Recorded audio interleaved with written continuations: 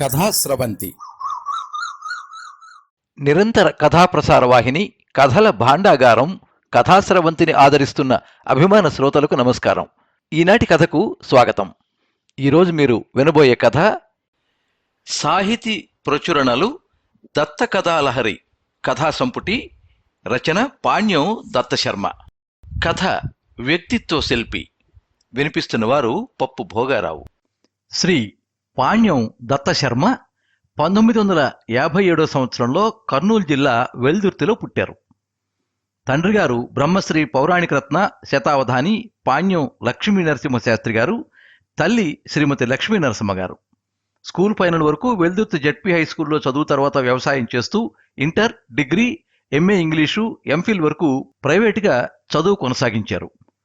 1984 సంవత్సరంలో ఇంటర్ విద్యాశాఖలో ఆంగ్లోపన్యాసకునిగా ప్రవేశించి ప్రిన్సిపాల్గా, ఇంటర్మీడియట్ బోర్డులో ఉపకార్యదర్శిగా, రీడర్గా సేవలందించారు.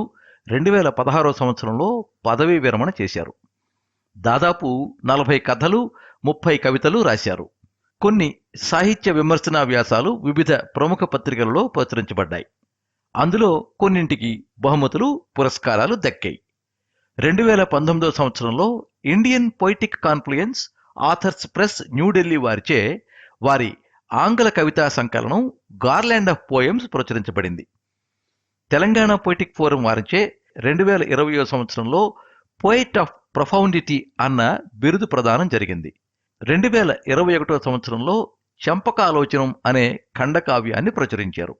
Centre for social dialogue, book fluency, స్వాధ్యాయ తెలంగాణ భాష, సాంస్కృతిక సంస్థ వంటి వేదికలలో సాహిత్య ప్రసంగాలు చేశారు. ఈ కథనం మీకు నచ్చినట్లయితే ఈ వీడియోని లైక్ చేయండి, మీ మిత్రులకు షేర్ చేయండి, మీ అభిప్రాయాన్ని కామెంట్స్లో తెలియజేయండి. మీరు మొదటిసారి ఈ ఛానల్లో కథ వింటున్నట్టయితే ఈ ఛానల్ని సబ్స్క్రైబ్ చేసుకోండి. పక్కనుండే బెల్ ఐకాన్ని తప్పకుండా నొక్కండి. ఈ ఛానల్ ద్వారా వినిపించే కథలు, కబుర్లు, వ్యాసాలు అన్నీ ఎప్పటికప్పుడు మీకు అందజేయబడతాయి.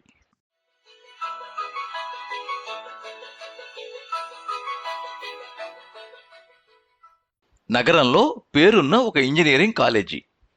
తన ఏసీ గది నుండి బయటకొచ్చాడు ప్రొఫెసర్ కాశీనాథ్. బయట కారు సిద్ధంగా ఉంది. బండ్లగూడలోని ఒక భవంతి ముందు కారు దిగాడాయన. ఆ కాలేజీకి అకాడమిక్ అడ్వైజర్గా పనిచేస్తున్నాడు. ఈ మధ్యనే ప్రభుత్వ డిగ్రీ కళాశాల ప్రిన్సిపాల్గా రిటైర్ అయ్యాడు.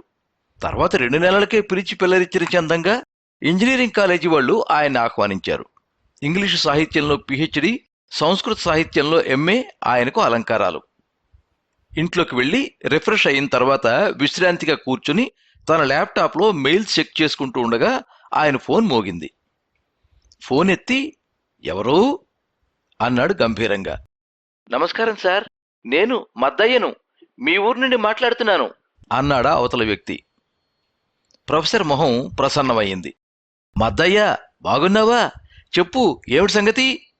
మన వరాహమూర్తి సార్కు ఆయన సహస్రచంద్ర దర్శన సందర్భంగా ఘన సన్మానం చేస్తున్నాం సార్. అది మన పూర్వ విద్యార్థుల సంఘం తరపున మిమ్మల్ని ముఖ్య అతిథిగా వక్తగా ఆహ్వానిస్తున్నాము. మీరు తప్పక రావాలి సార్ అన్నాడతను వినయంగా. తప్పకుండా. ఎప్పుడు కార్యక్రమం? వచ్చే ఆదివారమేనండి, మన జెడ్పీ హై స్కూల్లోనే, సాయంత్రం 4 గంటలకు. మంచిది, తప్పకుండా వస్తాను.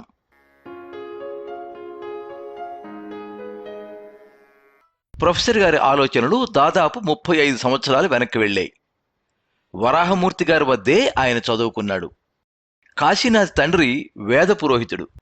7వ తరగతి తర్వాత కొడుకును చదివించలేక వేద పాఠశాలలో చేర్పిద్దామనుకున్నాడు. తిండికి లోటుండదు, కుల విద్య అబ్బుతుందని ఆ బ్రాహ్మణుని అభిప్రాయం. వరాహమూర్తి గారికి ఈ విషయం తెలిసి వాళ్ళింటికి వచ్చారు. మీవాడు చాలా తెలివైనవాడు, చదివిస్తే ఉన్నత స్థాయికి వస్తాడని నచ్చ చెప్పారు. కాశీనాథ్ చదువును 10th వరకు కొనసాగింపజేశారు.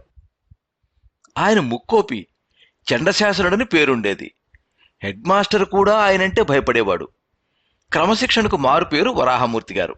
కావిరంగు ధోవతి, తెలుపు రంగు లాల్చి, నుదుట విభూతి రేఖలు, గంధాక్షతలు ధరించి పుంభావ సరస్వతిలా ఉండేవారు.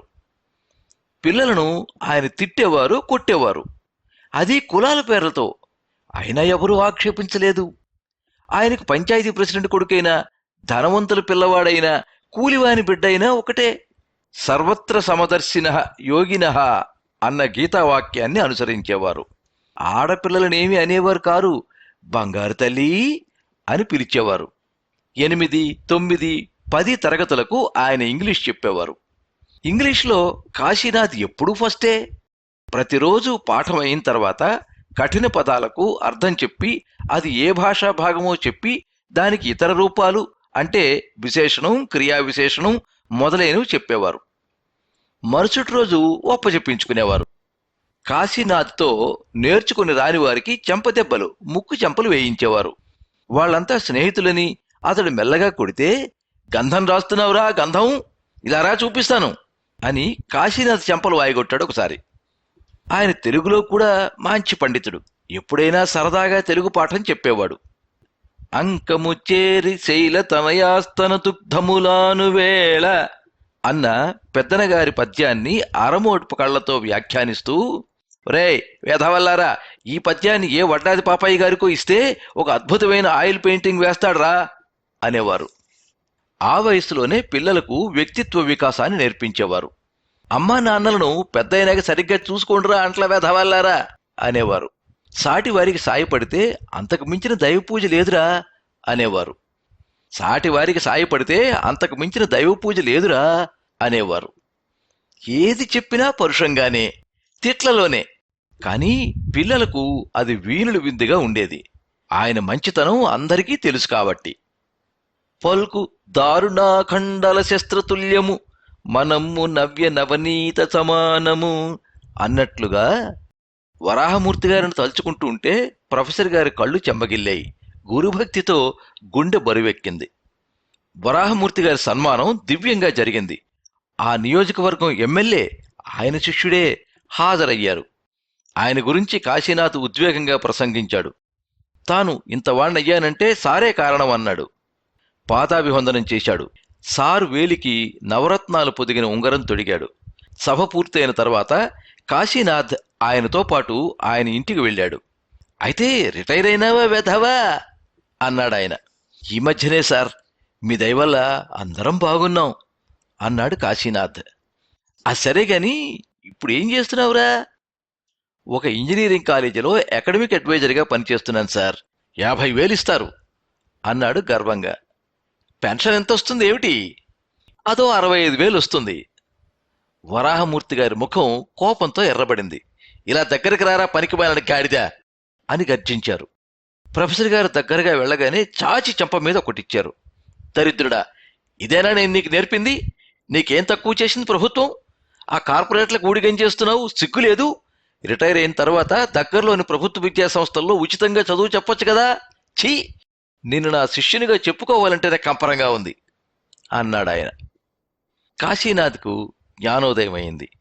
ఆయన కాళ్ల మీద పడి క్షమాపణ వేడుకుని ఆయన్ను ప్రసన్నుడిగా చేసుకున్నాడు. హైదరాబాద్కు వచ్చిన వెంటనే ప్రైవేట్ ఉద్యోగం మానేసి ఎస్సీ ఎస్టీలకు సివిల్స్ కోచింగ్ ఇచ్చే ప్రభుత్వ సంస్థలో పాఠాలు చెప్పసాగాడు. అది దెబ్బ.